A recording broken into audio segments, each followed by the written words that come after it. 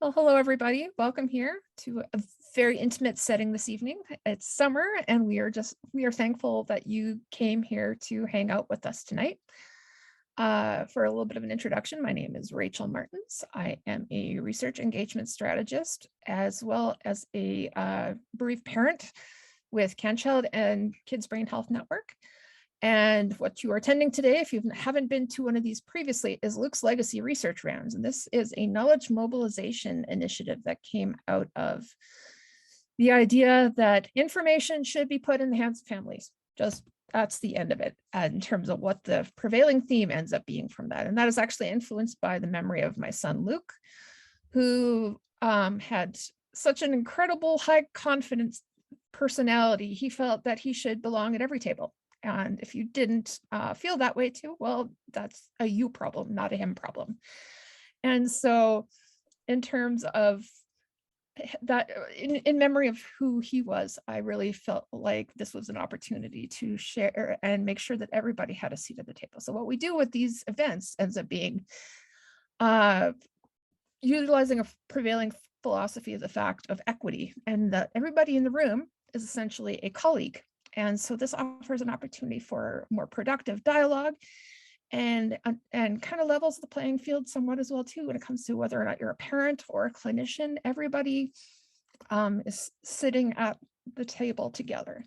And so one of the things that we like to do as well too with this after the presentation, because Zoom meetings, everyone gets a little bit tired. One of the things that we realized people were missing as well was the idea of connection. And so if you saw a presentation at, say, a conference or something like that, you would go and grab a cup of coffee and you talk to someone who just came out of the same room as you and go, oh, that was good. And it was for this particular reason. And then you'd sit and you dish about various aspects of it.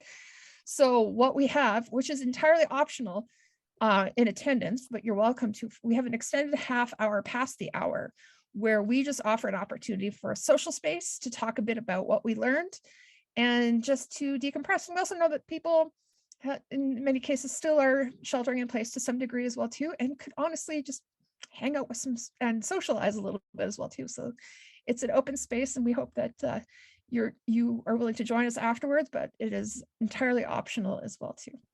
So I am going to hand off the mic to the team here. Welcome, and we are so happy to have you. Thank you very much. And it's a delight to be here. Like I was mentioning earlier, this is really our first time sharing in a public way about this project. So we're really excited to do that. We've been looking forward to it. And we've got great representation of our team here today as well. Beyond those presenting, there's many people involved in the project here today. So welcome everyone. Kinga, are you able to share the slides? Yeah, so we'll present today around redefining the social contract, a study about rebalancing formal and natural supports for people with disabilities and their families. And it'll be myself, Donna, and Heather P. presenting today. So we'll just give a quick introduction of who the three of us are and what positions we're bringing to the research. I'll give a quick overview of the project. Then I'll hand it over to Donna, who will share her perspective being involved in the project.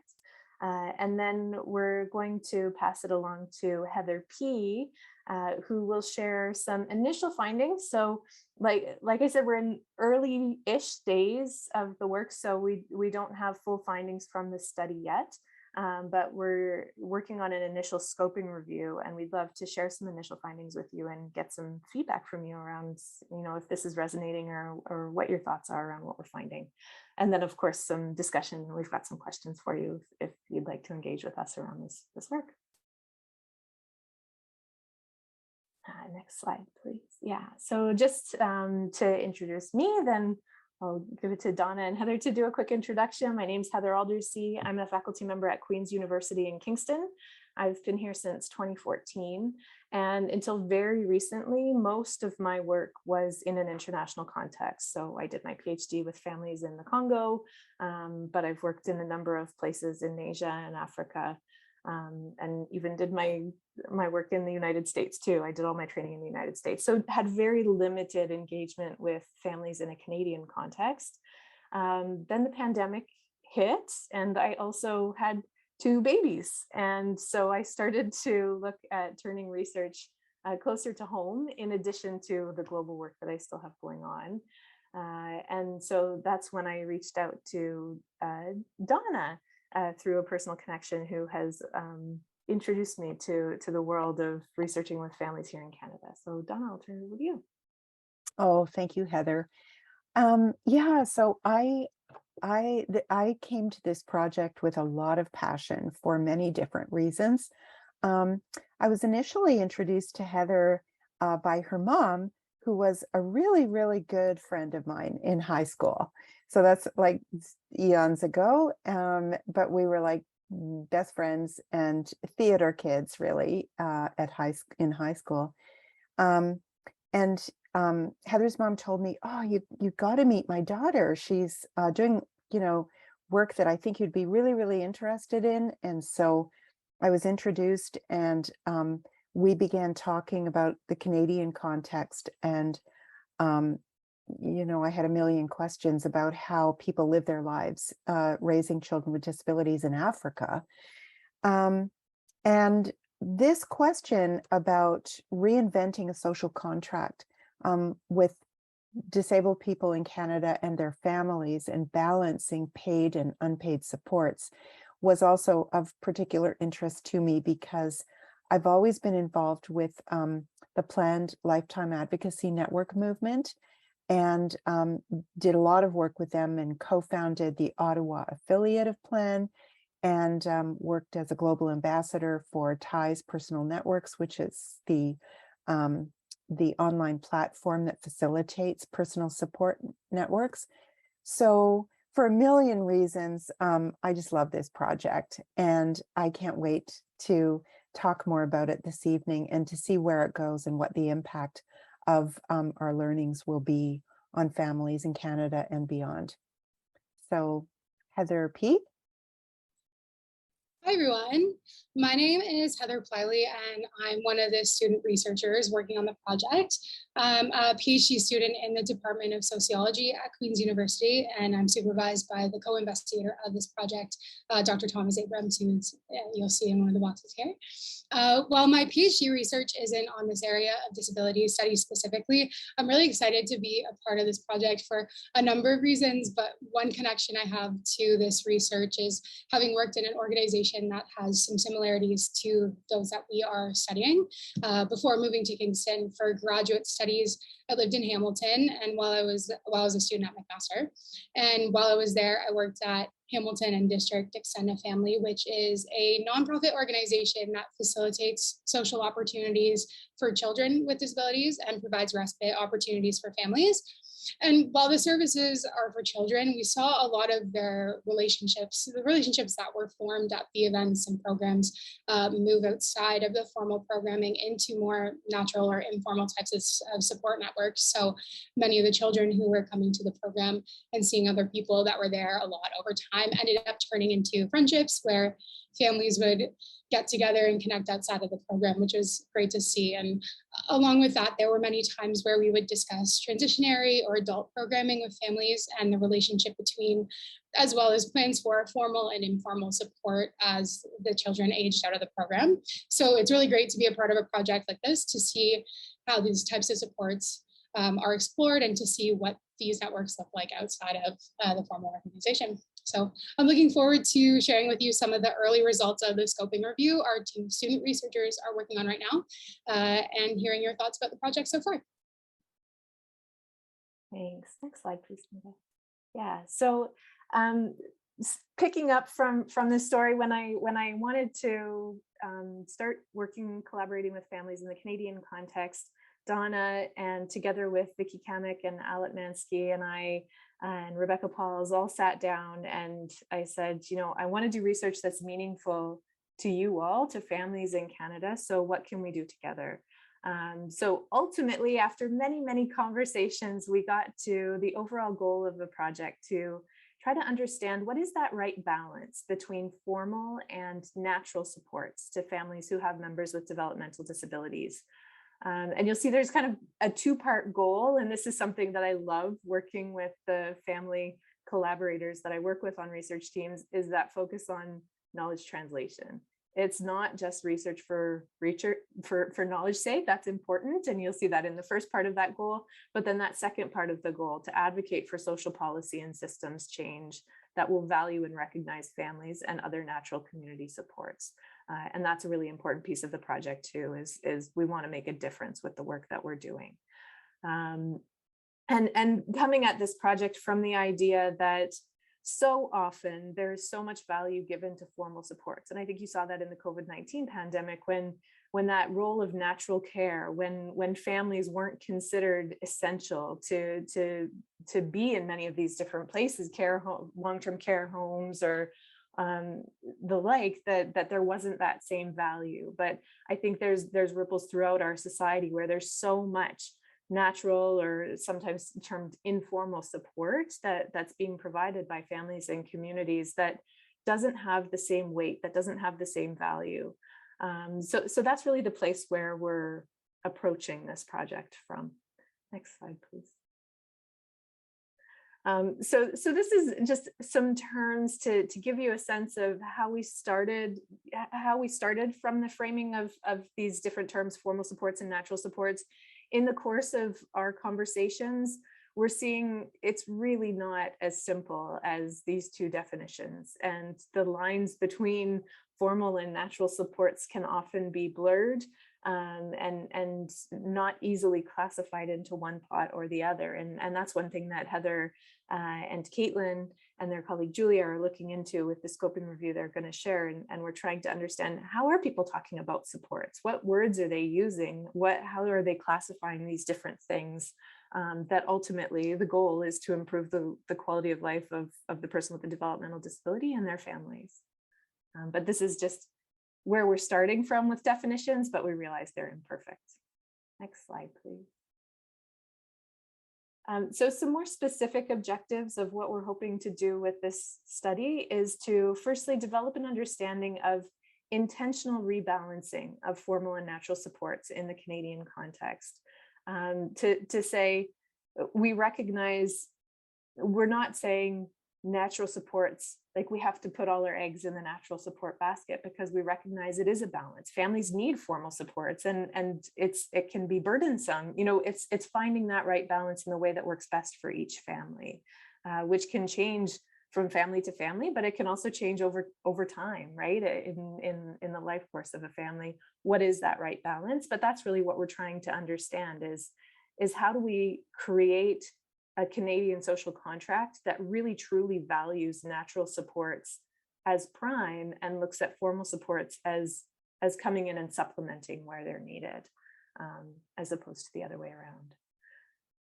So that kind of links to objective B, where we're trying to understand, you know, in a Canadian context, what could that look like? A national infrastructure that really incentivizes and values natural supports. Another major piece of this project is to work with doctoral students and engage them in this project to really promote and encourage the development of research skills, participatory research skills. So giving students the opportunity to engage on a research team and really see how we think you should be doing research with families. And then finally, support disability advocates and community organizations to apply study findings within their efforts for social policy change. And that's that make a difference piece that I talked about earlier. Next slide, please. So how we've chosen to go about this massive task is to start small and look at pockets of success. So we've intentionally chosen 3 case studies that we believe demonstrate different experiences with natural support and valuing and fostering natural support, working in tandem with formal support for families. So we've tried to get a diversity of cases, a diversity of experiences, and we've settled on plan, vela, and degrees of change. So PLAN, I'm sure many of the people here are familiar with these organizations, but PLAN was founded in 1989 to help families secure the future for their loved ones with disabilities. And PLAN builds personal support networks and makes plans to secure the future and brings families together for mutual support, learning, and community leadership. So they work with families to help them define what a good life looks like and think beyond reliance on professional services and get the support that people need to achieve their goals and priorities every step of their life. VELA Canada is a support organization that gives information and mentoring to individuals with disabilities and their trusted others by supporting them to take greater control in their lives. So they do this by exploring ideas and options that can lead to customized, inclusive, and creative supports and services. And that includes walking people through the process of forming what they term a micro board and accessing funds through individualized funding. And then finally, Degrees of Change is a collective of 3 community social service agencies who've been co-investing in social research and development for over 5 years now. And in particular, they're concerned that service assumptions and approaches have been static for too long across geographies and time. So they have a series of 12 strategies or stretches that they think are critical to repurpose that social safety net. And some of the stretches are really directly linked to this proposed research, like they involve engaging more deeply and meaningfully with families in circles, catalyzing community capacity, bringing people to community, and enabling conditions where people can cooperate to solve problems and realize opportunities. So some similar threads across these 3 organizations, but definitely different approaches that we're looking at studying in more depth through looking at these 3 cases. Next slide, please. So in terms of our data sources, we're doing case interviews with people connected to each of these case organizations, with caregivers, people with disabilities, staff within the program, and then other people, again, the terminology may be imperfect, but neighboring community members, people who don't quite fit in those 3 categories, but have some role in the supports that are provided through that organization. We're also looking at documents for each site, websites and blog postings, and any news articles. So bringing together documents and artifacts to understand each of these organizations as deeply as we can. Now, these are all in black because each of those are, for each case, we'll gather those data. And then this item in blue here is across all 3 cases, so 25 people total, in terms of what we're hearing in the case interviews from families, inclusive of the person with a disability, who they engage with in terms of formal supports. And from that direction, then we'll seek out 25 individuals who provide formal support based on, who they're saying provides formal support to them, and have interviews with them as well about this balance. Next slide, please. So in terms of analysis, we'll be looking at individual cases, and then we'll take a cross-case analysis to see what's unique with each of these sites, but then what are we seeing across all 3 sites that can inform our understanding of making that balance in the Canadian context. And then from there, we're hoping to present our initial findings from these 3 cases to focus groups to engage a lot more families beyond these 3 organizations, to say, how is this resonating with you? How do other organizations work? So to take the camera back a little bit after narrowing in so closely on those case studies to see how they link more broadly outside of the cases to our understanding of formal and natural supports. And then we'll integrate everything from there into a final report. So our hope with this project, so where we are with this project is we started developing this in, when was it, 2020. And then I had a daughter, so we had a bit of a delay to start. We didn't get the funding till later that year. We had a delay starting in mat leave. So we've been working together for less than a year.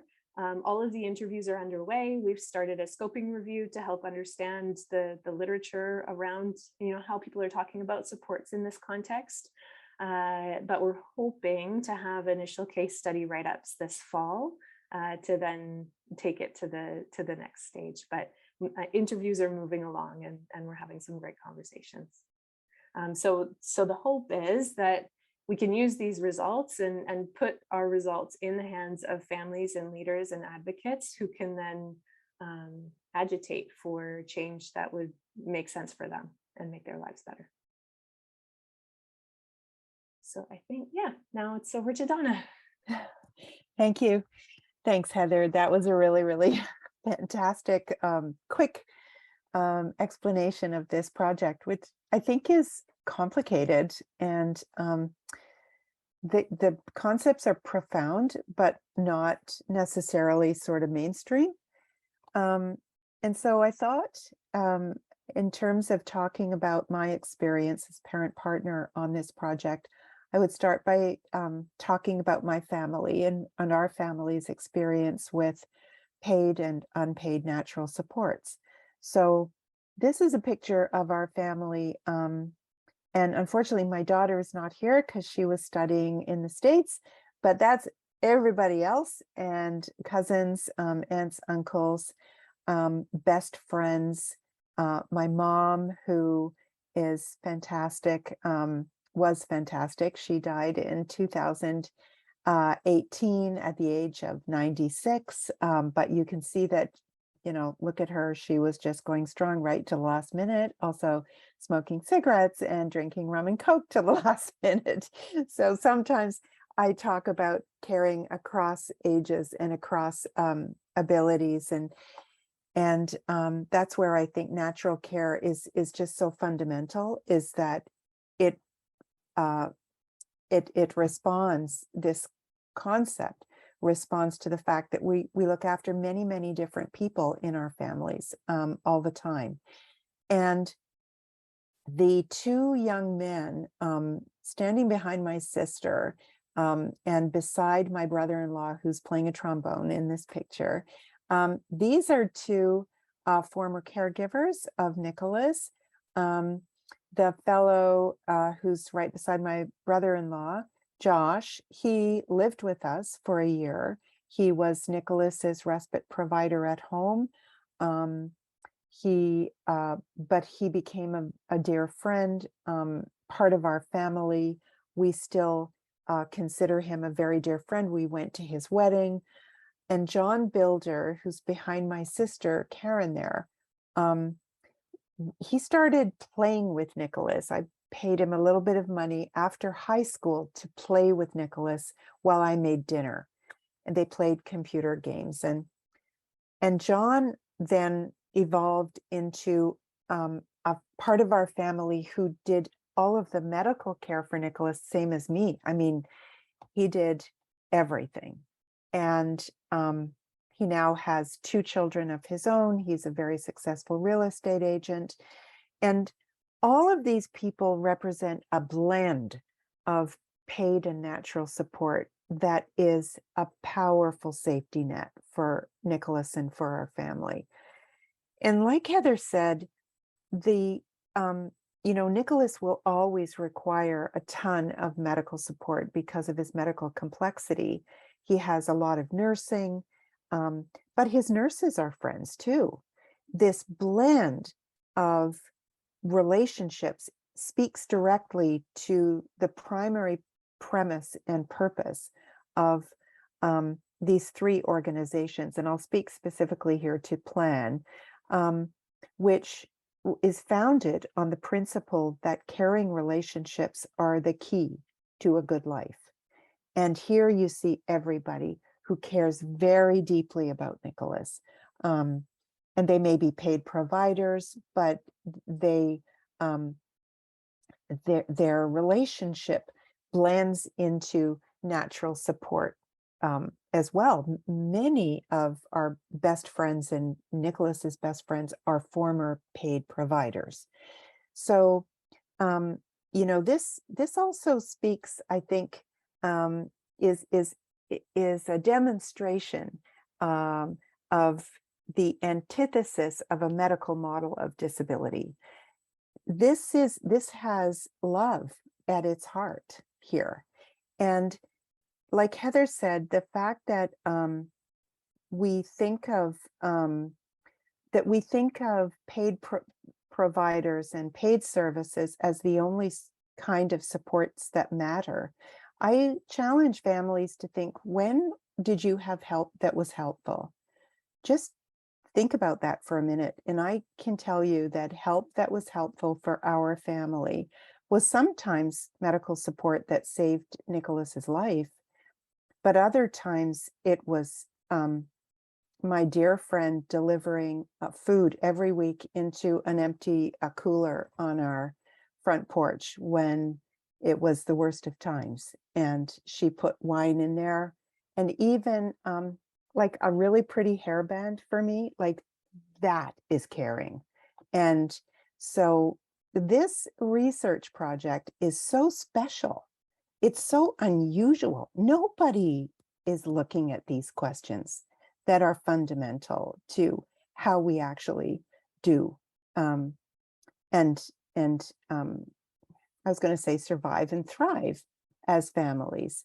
What's the secret sauce of success in raising children with disabilities? And that's what this project means to me. Finally, I want to mention one thing that was so special and unusual, and people here who have an important role to play in the Family Engagement and Research course at CanChild, the KBHN course, will know. We present a bunch of tools that make it easier to define roles and responsibilities of parent partners in research. But what this team did, and I can't remember if it was Heather or Caitlin who really took the lead in the contract, but I have never seen this before. We have a contract that everybody signed, and everybody knows what they're supposed to do and what their rewards will be in this project. It's not a legal contract, but I would say it's a moral contract. It's an agreement of what we all do and what we all, how we will all be recognized for our contributions on this project. So I think that's another really cool thing. So that's what I wanted to say this evening. And I think, Heather, you're going to present next? Okay. Yes. Okay. As Heather mentioned earlier, when we were getting started on the project, we noticed that we were struggling a bit to come up with a group consensus around what constitutes informal or natural supports. And we realized that to contribute to knowledge around the social contract and balance of supports, one important area of research might be to determine potential definitions of natural support. So to explore how natural support is defined, we are currently conducting a scoping review, which is research that maps the literature on a specific topic or area of research that allows us to identify key concepts as well as gaps in the research related to the topic. And the guiding question for the scoping review is, how are informal or natural support systems for people with disabilities described in published research literature? The way that we approached the scoping review was to first come up with keywords to include to create a line of search terms that would bring us to research that would be able to answer our guiding question. So some of the keywords that we included in our search were personal support networks, natural support, informal support, and community circles, along with other terms that would make sure that our search included a wide range of different types of disabilities. Once we had our search terms, we looked at 4 different databases where we believed that we would have success finding literature surrounding the topic. So we chose databases that focused on sociological research as well as psychological research and medical sciences. In order for studies to be included in our analysis, we wanted to make sure that they fit a specific set of inclusion criteria. And what that consisted of was, first, the focus of support being on adults with disabilities, so those over 18 years old. We wanted to find research that had a description of informal or natural support in some way. And the type of literature that we were looking for are original peer-reviewed research studies that were qualitative or mixed method that had a focus on firsthand accounts of support being received. The research that we are looking for also was published after 2006, as that year marked a new understanding of supports, as well as the inauguration of the United Nations Convention on the Rights of Persons with Disabilities. We are in the early stages of analysis right now, as was mentioned before. We currently have 34 studies that are included that we're thematically coding to see what has been reported regarding the definition of natural or informal support. Next slide, please. So moving on to our next slide, from what we've analyzed thus far, we've pulled out some themes that have shown up across multiple different studies, which I'll go through in a bit more detail now. First, we found a lot of information about the characteristics of natural support networks, including who specifically makes up the support network. So we found that this could look different depending on an individual's lived experience. So we found that parents, siblings, friends, colleagues, neighbors, and support groups were all mentioned as being a part of the natural support network. One interesting finding relating to this theme was some individuals mentioned that there was a blurring of lines between formal support people, such as a support worker, noting that their support workers were considered to be their friend or a member of their family, which connects well to what Donna was mentioning about the relationship that she had with the support systems for her son.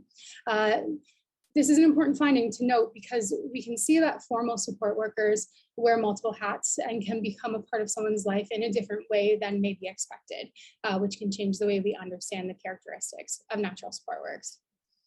Another thing that came up was the importance of online support as a connection to natural support networks, both with people from their communities, but also with people with other people who have the same type of disability.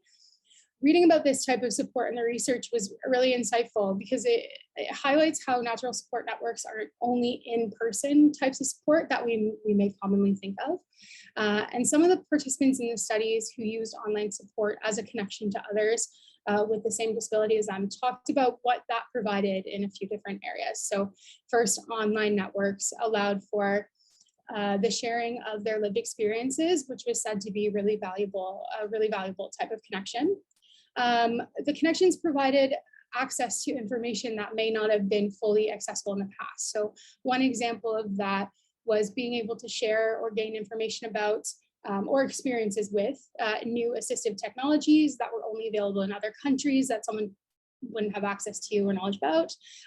Another example was being able to hear firsthand accounts of places in the world where travel was accessible and safe for people with different types of disabilities, which is, again, information that may not have been able to be accessed without these broader circles of connection to others. As well, this online support or online connections often led to in-person connections where people were able to chat online and then move their relationship offline, broadening their in-person social networks. Finally, in this theme, it was also mentioned that online networks provided a different type of independence, as in many instances, these networks can be accessed fully independently, allowing for autonomy in the types of relationships that are being built. Moving on to our next theme, we found that there were different types of natural support provided. So first, there were reports of emotional support, which included friendship and companionship, as well as encouragement from those in their social networks. There was also informational support, meaning practical help and guidance. Instrumental support was found as well, which included supporting employment, volunteer, or educational experiences, all while supporting independence within those areas as well. And finally, we found reports of support through advocacy in various social arenas, including those just mentioned, so employment, volunteer, education experiences, as well as legal advocacy or representation. Our final theme that we found was the importance of reciprocity. So this came up in a few of the studies that we analyzed. And while there was a focus on the types of natural supports in a person's life, this was accompanied by the feeling of wanting to be able to offer support as well as receive it. And so the reciprocity was discussed when talking about wanting to be supported in their relationships with their family members and friends, as well as wanting to contribute, it was mentioned, as to not overburden those who are in their natural support networks. So again, while we're only in the initial stages of analysis, we've been able to pull out some themes that provide useful insight into what natural support means and looks like for people with disabilities. And we're really excited to continue on in the scoping review to see what else we can find, and also to hear your thoughts about what we found so far. Thanks, Heather. And the great thing about this scoping study was that it was initiated by one of our organization partners, as you know, they wanted more information about this for their own work. So again, I really like this study because I know when it's done, it's going to get in the hands of people that, you know, it will directly help to support the great work that they're already doing. So we're interested to hear from you. This is all we had to present formally for you today, and we're just really excited for the opportunity. Some things that we'd love to hear from the audience today is, you know, related to how the initial findings of our review resonate with you, or what your thoughts are there, thoughts on how we make this research matter, or how we really can make the change that we want to see from it. Any other thoughts or feedback about anything we've presented, or any advice you have for us is so welcome, or anything else.